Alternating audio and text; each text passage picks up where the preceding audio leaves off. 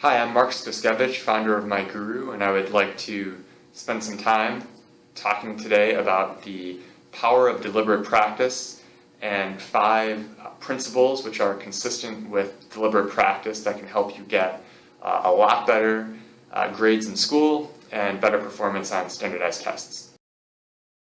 What deliberate practice says is that folks that appear to be geniuses, the Mozarts of the world, the Albert Einsteins of the world, these people who are commonly assumed to be naturally incredibly talented, assumed that they have something that's inborn that the rest of us don't have, are essentially just the products of an incredible amount of hard work and focused work.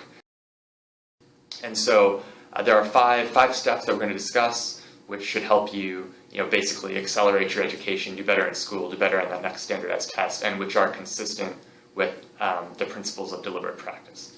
So step 1 is you just have to be intensely focused. So to use the Albert Einstein example, he has this quote about how he's not smarter than the average person, he just sticks with the problems longer. Simply understanding that it's that intense focus that matters, I think can help us become more focused as we're approaching our homework or studying for a standardized test. So turn off the phone, turn off the TV, get rid of the distractions, and just really engage with the material and get more focus. That's step 1. Step 2 is to push yourself.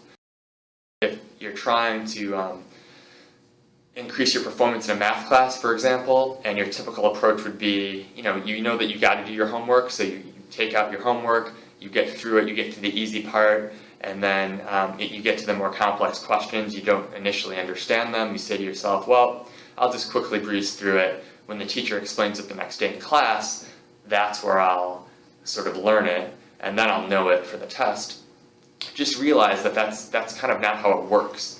Certainly when the teacher explains it in class, that'll be helpful, you'll learn a little bit, but the students that appear to be the math people and who get 100% on the tests, when they reach a question like that, when they're doing homework, what they are most likely doing is pushing themselves to really figure out how to get it right. Maybe they're getting it wrong, but they've spent 5 minutes thinking about it, and then when the teacher explains it, they're not just listening to the answer, they're seeing that light bulb go on because they've already thought about different ways to get to the right answer, and they've made their brain work and build some skills, build some connections in their brain earlier the night before. And so that's really what you need to do. You need to push yourself beyond your comfort zone. So point 3, or step 3, our next tip here builds on what we were just talking about. And so really the right process then to build a skill, whether it's a math skill or some sort of an athletic skill, is to practice it, get something wrong, do it incorrectly, get some feedback about why what you did was incorrect, and then repeat, and do that frequently. So this is to be contrasted with just doing the same thing over and over again for a long time without getting any feedback. So that's kind of, you could work hard by doing the same thing for 3 hours. That's a lot of hard work, but it's not going to be efficient because you won't learn as much as if you just did something for 10 minutes and then got an expert to tell you what you're doing wrong so that you can try to do it right and then try it again.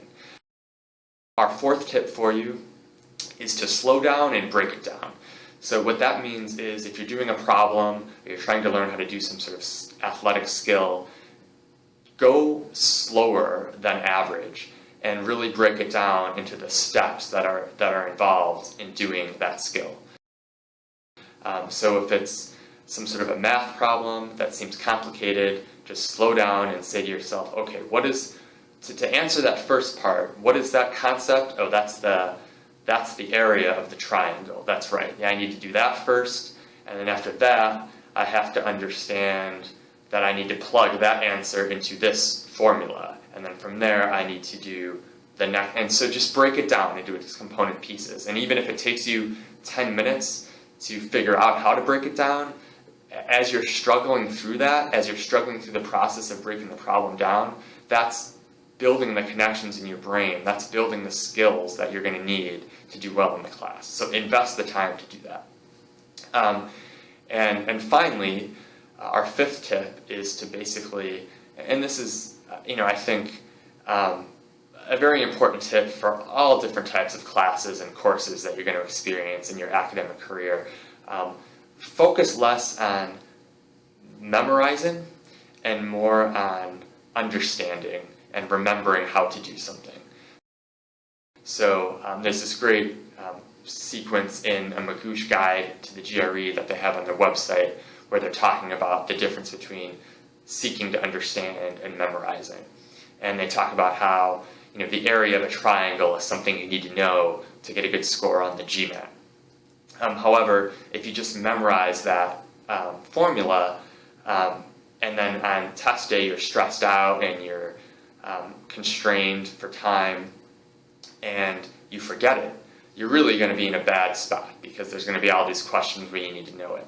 But if instead, in your prep process, you haven't focused on just like having flashcards and memorizing formulas, but instead you've gone through the process of deriving the formula from just knowing the area of just from knowing that 3 angles of a triangle add up to 180 degrees.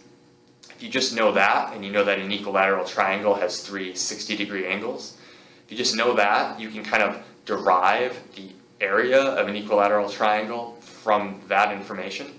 And the process of deriving it, from going through step 1, 2, 3, I think there's 5 steps, that's what really burns into your brain why that formula works and what it is. And so if you focus on behaving like that, like seeking to understand, deriving why the formula works instead of like just memorizing formulas, you're going to end up doing better in that standardized test. You're going to end up doing better in the test. So hopefully this has been helpful. Just remember, deliberate practice and hard work does a better job at explaining why some people appear to be incredibly intelligent. That's point 1, and then point 2 kind of has 5 sub-bullets, and that's, okay, so how do you practice deliberately? And our 5 tips are: be intensely focused, push yourself, practice, get feedback, and then repeat, slow down, and then seek to understand and remember how to do versus just purely memorizing things. For more information, go to our website, www.myguruedge.com, and thanks for watching.